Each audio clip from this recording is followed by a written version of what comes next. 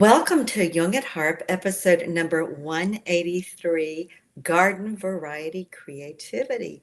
What is it? We're going to explore that together this morning. I am Kathleen Wiley, a Jungian Psychoanalyst in North Carolina, and I am here with Deborah Henson-Conant, who is a composer, a mentor, a creative. We both play the harp, and that's why we call this Young at Harp. And we both have passions about bringing our whole self to whatever we do. And so we come together almost weekly to have a conversation. We don't start with answers, but we start with a question that's perking for us and maybe perking for you. So if you're joining us live, hopefully you are on a platform where you can type in your comments and join in our conversation. And we will see if by the end of today, if we have any idea what garden variety creativity means and what it does for us. So, DHC, do you want to tell us about your grandmothers? Because that's we kind of circled around the idea of garden variety creativity. Yeah, I I will, and I want to say that this idea came up this morning, in terms of thinking about our relationship to our hands as tools, what that brings to us, what else happens when we're engaging in music with our hands, if our hands is a second mouth, what our hands do, what the gestures are, what will we do without hands, all these questions I was thinking about. But this takes me back to my grandmothers, Anna and Edith. Anna Anna was from Russia. She escaped and she was first generation American, as was my grandfather. And to her, music was high art. It was about the highest form of expression, and opera was one of the highest forms of that art. I think this was one of the reasons that both my mother and my aunt became opera singers. And therefore, I got to experience human beings transforming from a normal, everyday human being into high art, meaning a transformative moment of a human into something larger than human, larger than life, who embodies story at a deep level. I got to see that all the time in my home. My mother played one piece on the piano, Fur-Elise. That was it. That's all she played. That was her piece. My grandfather played one piece on the piano, Poet and Peasant Overture or something. That was it. Everybody got hushed when they played. That was that world of art. My grandmother Edith, who was I don't know how many generation from Sweden, farmer,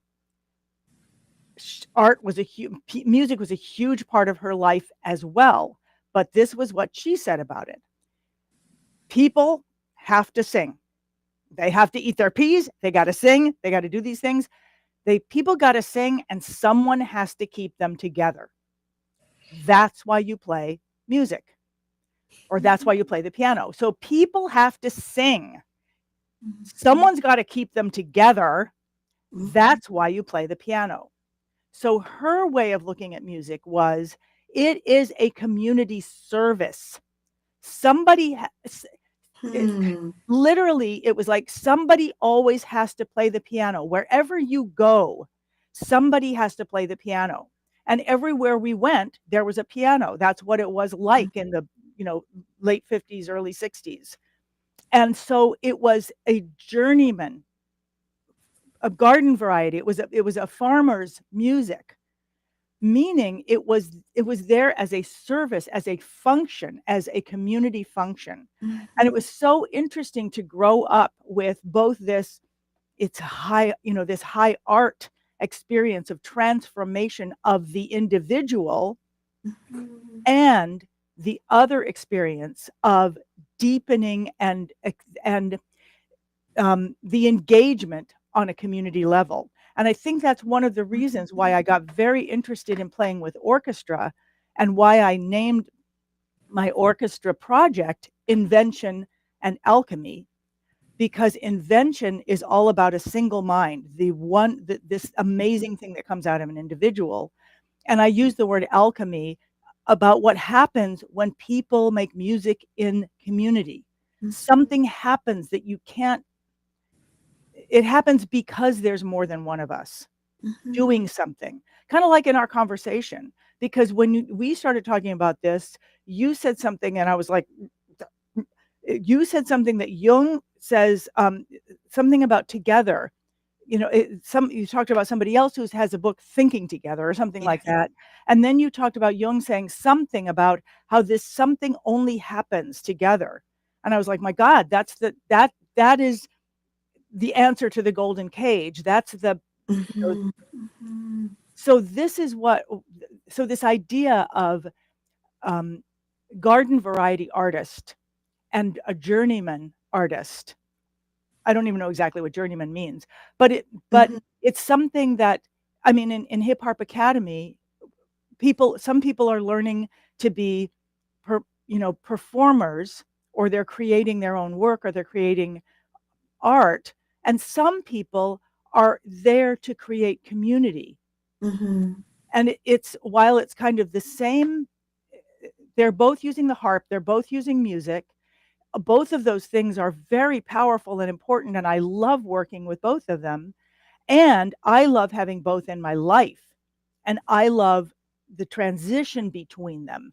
And I love an orchestra, because I love being a soloist with an orchestra, because I love observing this large thing, this orchestra, which is one sound together. And then, boop, one voice comes up, and you hear Mhm. that voice being supported by the rest. And then, boop, it comes back. And it's a different form of playing when they're playing soloistically versus when they're Mhm. playing as part of the ensemble. Mhm. And that is what I have to say. Well, there's so many important nuances in what you're saying. Um, yeah, I want to pick up on the community piece because I'm struck by your grandmother Edith, and I'm also struck by your grandmother Anna in different ways. But your grandmother Edith, who says, you got to sing, everybody's got to sing, and somebody's got to keep them together. So you got to play the piano. And you know, art, there's a whole movement in therapeutic world, including Jungian psychoanalysis, of incorporating art. I mean, there are certifications in music Right. therapy. There are certifications in art therapy because there is this acknowledgement and recognition that there is something that happens in the community with an expression and other outside of yourself.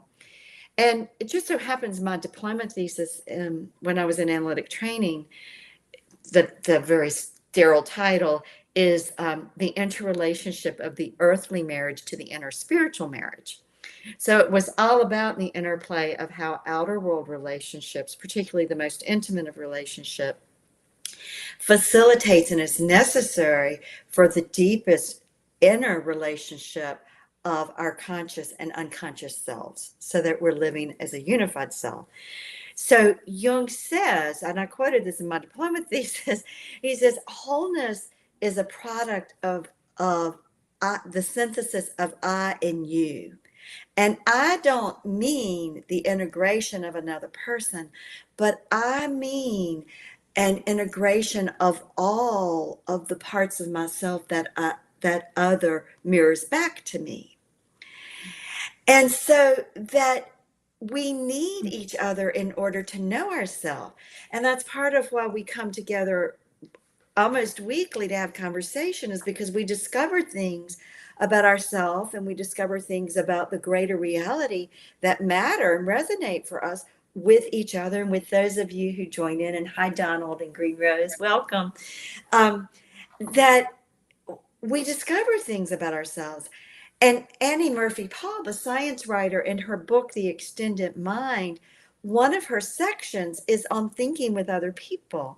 And she shows scientific research that proves that there's something happened, that what is the mathematical principle? The sum of the parts is Is greater than greater than the whole is greater than the sum of the the parts. whole is greater than the sum of the parts. And so this is that mathematical principle at play. And she looks at scientific research that supports that.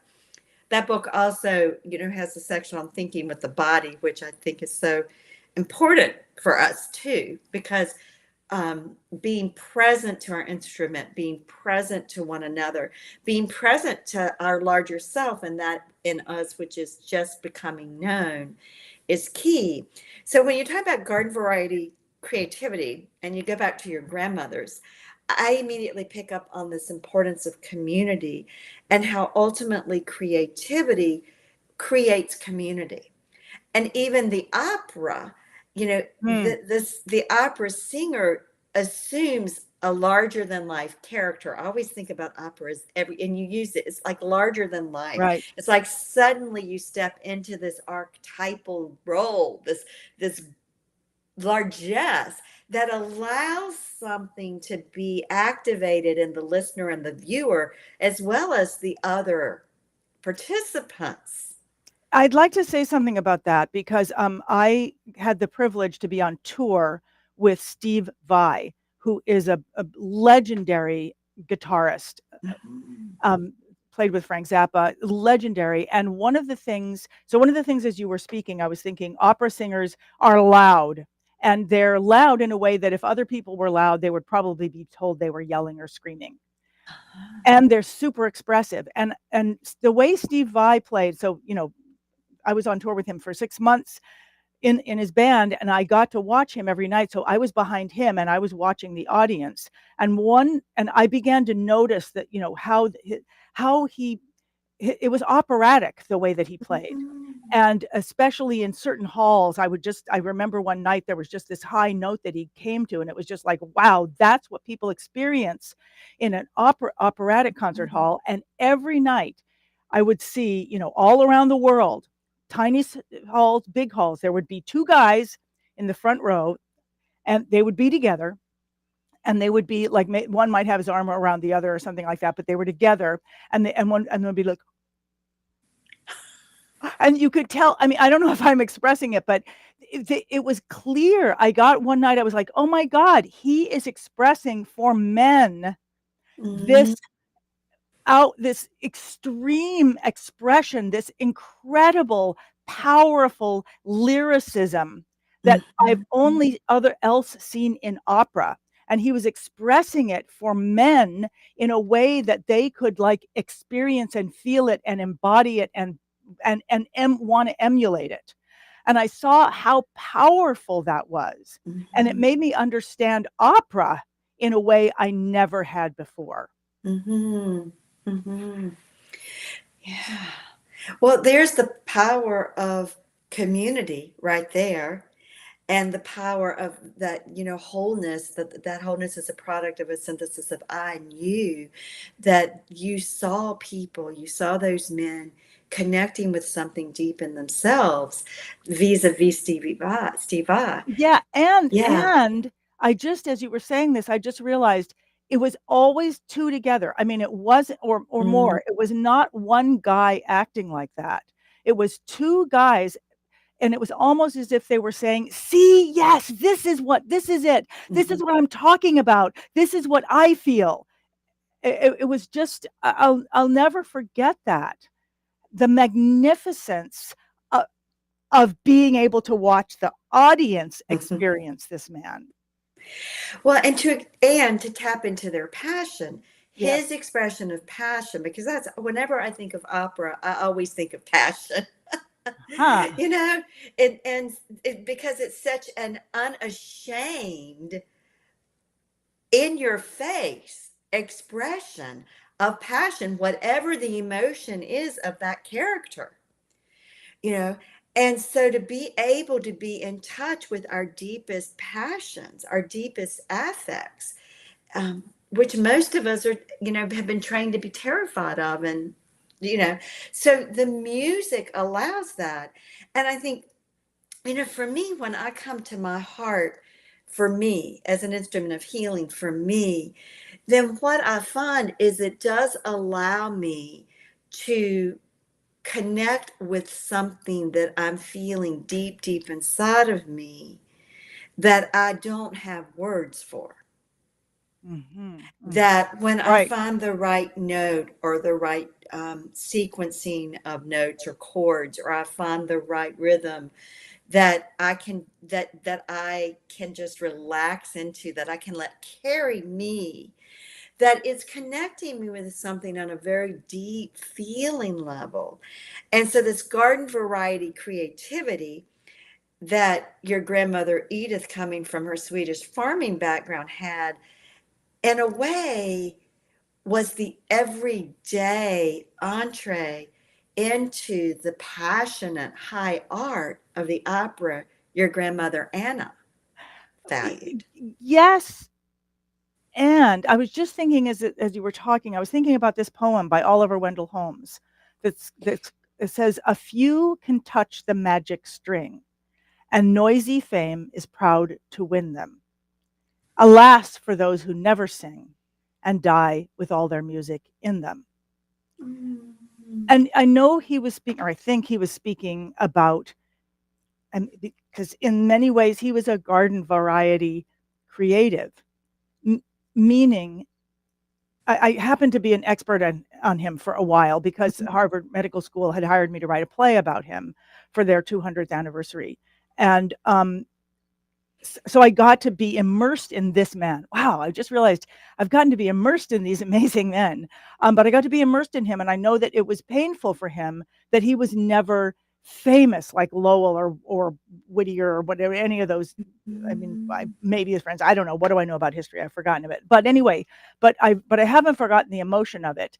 That of him saying, I could have been great if only I'd stuck to one thing. In other words, but I couldn't, because everything is so beautiful, and he became a sort of a synthesist, and I feel like Edith was in a sense a synthesis, meaning um, she she was a journeyman artist. She was a garden variety creative. She was creative with so many things, and it was always something very garden variety. For example, when we went to the seashore, we would collect kelp, this kelp that had this in this certain shape, and then we would take it home and we would make dolls out of it. Mm. And that was her. It was always like that. It was always make something out of something. I mean, maybe because she went through the depression, I don't know. We didn't talk about that. But what I see in the academy, and what I love about being deep inside the process of people who are longing to live a life with an instrument. I see these two things. I see some people longing, for creating something larger than life, and some people longing for creating something that is very simple and very, and they're both so incredible. The impulses are so beautiful, and I realize I have those impulses too. And I Mhm. want to tell a story. I was playing a wedding years and years and years ago, and we'd hired a singer who I really loved, a woman named Jan Greeley. And we were playing this wedding. In the middle of the wedding, she got up in front of everybody and she said, "Okay, everybody, let's sing a song together. Let's sing 'You Are My Sunshine.'" And I was like, "Are you, what? What? Yeah, I'm an artist. I'm not doing that." I mean, like, I was horrified. I thought she was ruining everything. And she got everybody to sing. They loved it. It was incredibly fun. And this moment, I mean, there's lots of moments that change our lives, but this was a moment when I was like, "Oh, you think you're like la la la la la. I'm the artist, artist, artist." And look what happened here. Look what just happened. Look at that magic. And it changed, what I saw in my life as valuable, and opened me up to the understanding what Edith was doing and all of that. Yeah, We're yeah, getting some comments. I want to see what people yeah. are saying. Okay. I I always think how brave we are to pull these up before we read them. I think there is also something about doing things in a group, that because it is accepted, you are free to express yourself in that way. When the group is of the same mind. Yes. Ha ha ha. And then he says, and when they are not unified in mind, it can be a negative experience. Right. Right. So if everybody else is doing garden variety and you come out there and you start being, diva, it is not a satisfying experience for anybody. Right. Yeah. You know, as you were talking before you got to the story about the wedding, Yeah. um, I was thinking about how we automatically, collectively, the idea of garden variety feels less than, and Right. high art feels like, oh, it's up here. And you know what Donald is saying about when it's safe in community when the group is of the same mind, and how I interpret that is it means when we recognize it's all on an equal playing field. That this expression that's called high art really is no better than this garden variety. I mean, the idea of your grandmother, this so touches me. I mean, I felt so moved internally, and I thought, oh, how beautiful to go to the beach with your granddaughter and collect kelp and teach her how the kind of kelp that's needed, that's going to actually hold up through the process, and then to make kelp dolls. There was something about that connection to the creative source and to life that sustains us, that I mean, it gives me chilly bumps. I mean, it's the living that life of beauty and balance that doesn't get caught up only valuing one side and devaluing the rest. And that goes back to Donald's comment. You know, if we are of the same mind, to me, again, that means we value all sides. We don't polarize. And I think that to be in spaces and conversation with people, with you, with those of you who join us, where each of us bring a piece of the puzzle and we put it all together. It's you know, it all has its place. And without each piece, we're not whole. Now we're back to Mm. Jung's comment, you know, we Yeah, need all those pieces. yeah, and that's really interesting what you said. I want to pull something up that a postscript that Donald put there in a second. Um, I never thought of her thinking about that. That was the kelp. I always thought of her as choosing kelp that already had the look of a doll, which is interesting because as you said that, and you were saying, and I was like, oh no, no, I think she chose it for this reason. Who knows? Right. Because she told me other things that for other reasons.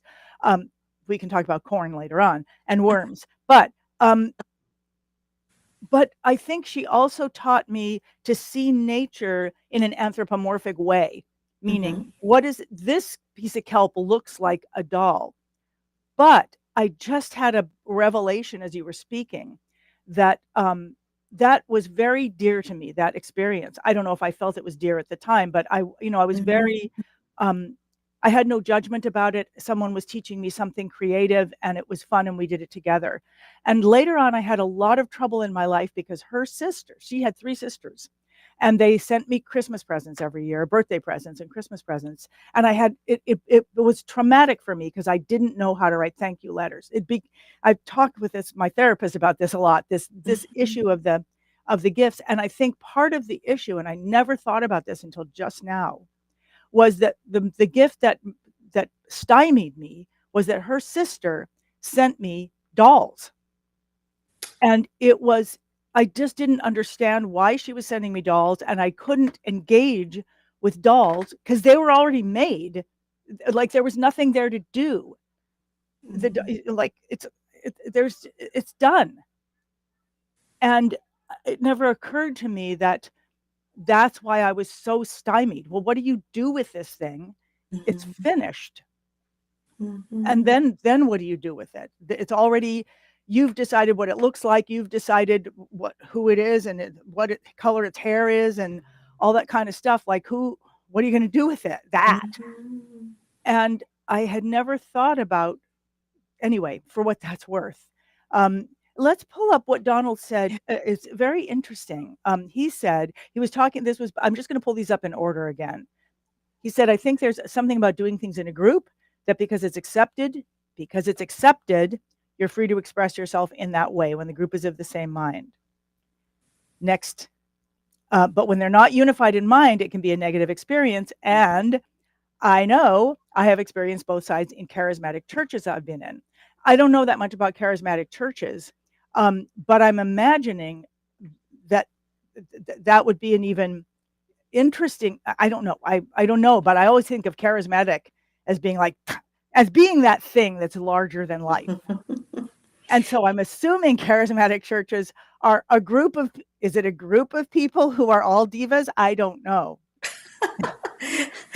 That's an interesting thought. I'm going to let Donald fill that one. Right.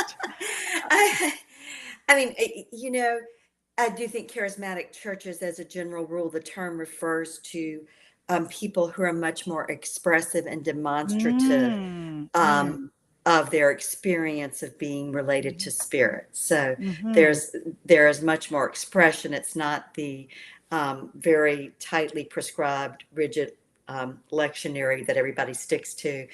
So it's much. There is a more free flowing aspect to that. Um, but I want to say, I think this is part of why the work we do, and I want to say the play we do. I'm trying to get away from the idea that we have to work, but the play of consciousness and the play of music and the play of creativity, the play of exploration and the play of creativity, through all of those things, it can allow us to connect with different aspects of ourself and different aspects of the human experience, of what it feels like. So even your Aunt Edith, who your recollection is, she said, oh, this already looks like a doll. Let's take this one. This one's already coming into that shape. She was also teaching you to observe what's already inherent in the other. And our capacity to observe what's already inherent in our own nature, what's inherent in each other, what's inherent in our instrument, what's inherent in the pen, I think is a part of what we could call garden variety creativity. Because the creativity to me brings forth the inherent nature, it brings forth the beauty. The beauty of what's innately there. And in any institution, any structure, and religious and churches can fall into this category, whenever, or in music, let's go back to even music, when only this form and this expression is beautiful and desirable, then there's so much that's left out. Right.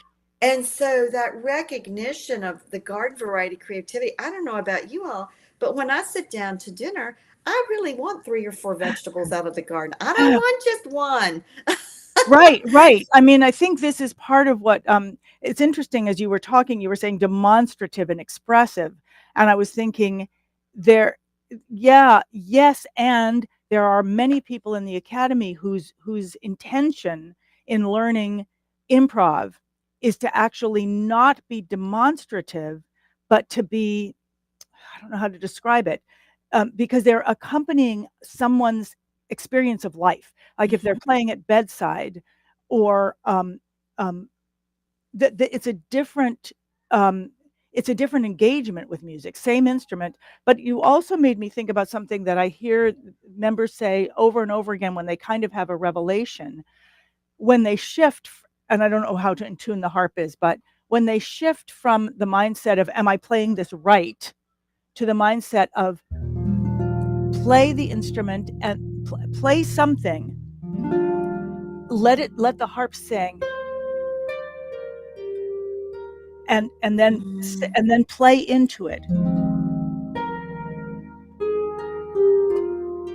Actually hearing what is there first, hearing it.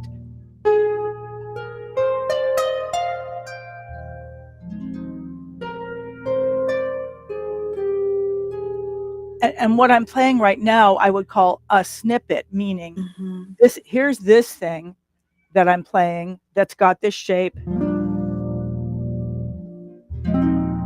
It's just those 2 chords back and forth. And then it creates a resonance into which pretty much you can play any note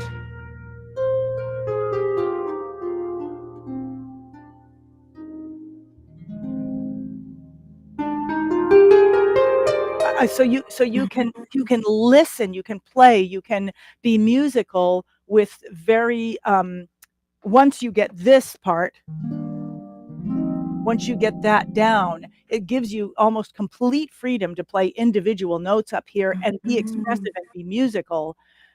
And why am I saying all this now? I'm saying that part of what I think comes with the garden variety. I was sitting in the garden yesterday eating lunch and watching the bees, and there was a hummingbird, and I was like experiencing being in the garden. Me experiencing being in the garden versus me going in and saying, "Okay, garden, let's blah, blah, blah, blah, let's cut the flowers and put them in here and blah blah blah blah blah," which I also love. I don't love I don't do that in the garden, but going in the garden and cutting flowers and making a bouquet is one thing, but sitting in the garden and experiencing all the variety of what is in the garden. And what's the thing that I think is coming out to me is, oh my God, what one person, one instrument, what a world. What a world and what a beautiful garden. And I just flashed on there are very manicured, orderly, high art gardens, right? All Correct. around the world. So, this idea of garden variety somehow implies that there can also be that there's a beautiful synergy. There's a beautiful synergy of the things that are in the garden. And I know landscape architects, that's part of what they have an eye for is, Mm. okay, what's this combination here? That's going to bring this synergy that's going to be beautiful year round, you know? That is very interesting. You're talking that. Okay, I'm just going to bring up this Yeah. comment. A garden variety from a family of generations of farmers. Interesting. Yes. Well, you can see the value, how that would be valued. And it was funny a minute ago, Kathleen, you were saying something about how standing up for the value of that. And I'm pretty sure that that comment was said to me as a as an antidote for something that was happening in the other side of the family. The other side of the family, go, well, we're great artists. And then oh yeah, well, everybody's got to sing. Someone's got to keep them together. That's why you play music. Okay. It's kind of like this war of the point of music, and the beauty of being a kid in that world is getting both of them. And I think the beauty of that for me, it just occurred to me, was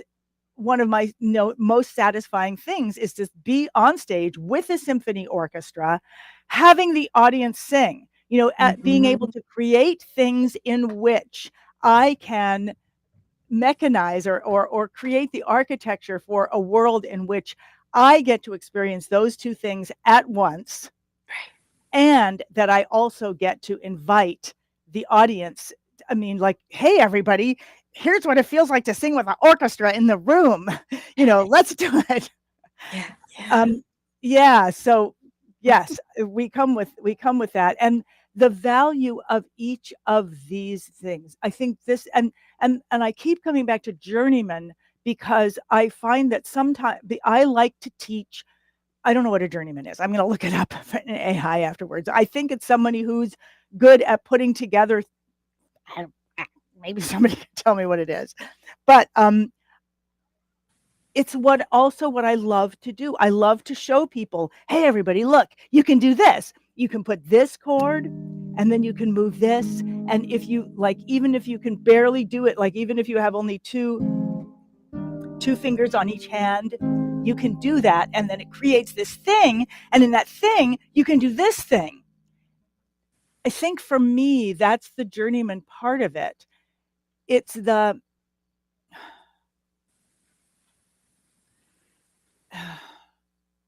here's how you can make a thing in a moment that will let you step into the world of being a, being an artist, of being a musician in that moment, regardless of what your technical ability is. And what I find people have trouble doing is believing that it is beautiful and playing it as if they are doing something beautiful, and really really enjoying that. The way as a child I it's like having that cape again.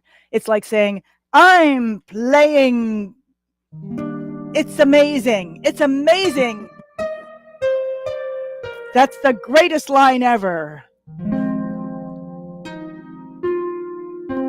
Like playing all the gestures of great art with something very simple. I don't know. What am I talking about, Kathleen?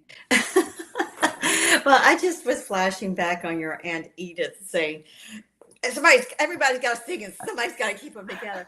It's like she was providing a counterbalance to this kind of snootier attitude that looked down on that which we naturally do, and to let ourselves do what we naturally do, and to value what we naturally do and discover the beauty in that. And with I think with the harp, or with any instrument, or with whatever it is, with cooking, with our selection of clothes, with making kelp dolls, if we can value what resonates for us in the moment, if we can value that which comes from within us, I mean, the garden variety creativity is like, okay, how do I value what's coming from within myself, and not get hung up on, well, it's not like this when it's not like that, when it's not doing this, it's not doing that, it's not Right. meeting that standard, it's not meeting, and so it's not valuable. Right. Because the garden and garden variety, there are all kinds of gardens. There's the wildflower garden. There's the garden of weeds that are often wildflowers. There's the manicured queen's garden. I mean, there's the, Right. I can remember as a child many times going to the manicured gardens in Williamsburg. I mean, there are so many different kinds of gardens. And if we can allow ourselves to value the garden that resonates with us As you in were the moment we're in. Yeah, Sorry, that's can you just okay. say that again? The garden that resonates with us. In the moment we're in. Okay, so I'm sorry I interrupted that, because that is exactly what I was thinking. The image that I was getting was what I've heard of, concentration camp in, World War II, and there being a flower that had, and this is, I don't know if it's apocryphal or whatever, but the fact is, some small flower that grew in a place that everyone was tromping past, and that everyone protected that flower, that one little flower. And what I'm hearing you say, and what I wish I could, put in the heart of every person, but especially every person that I teach, is, and touch it, whatever, is that one flower was epitomized garden. It is a garden. And the variety of what garden means in the world, it can be so meaningful, and it can be so small, and yet, but it's the opening, it's the doorway to nature, to that engagement, one little thing. And I wish I could instill the appreciation in each person for the garden that they can create the minute they engage with this instrument. Yeah, that was what was coming to mind for me, and as kind of my parting thought is that when you see that flower in yourself, whether it's about, your life's passion, or it's about your music, which may be your life's passion or whatever, then protect it. Every time you go by it, be with it, commune with it, let it bless you, bless it. Nurture that one flower, protect it and nurture it, because your grandmothers, each in their own way, protected their flower. That that's a strange way to say it, Kathleen. It just, but you're right. In each way, my grandmothers were fierce protectors of the value of the garden that they lived in. Yes. Yeah. And the last thing that I want to say, oh, it's time for us to leave, about the journeyman, is that the journeyman creates a simple structure in which that garden can grow. And Mhm. those two things are so, because they bring that garden into the world through each person, not Mhm. through sitting in the, I mean, it's fine to sit in the audience and watch people up there, but that there is that garden that each person brings. Yes. Yeah.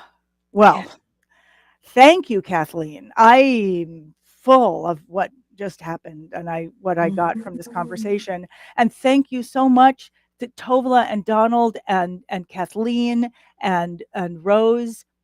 Thank you so much for joining us in this conversation. And thank you, Kathleen, for this ongoing conversation that I just look forward to every week. And Yes. I'll see you next week.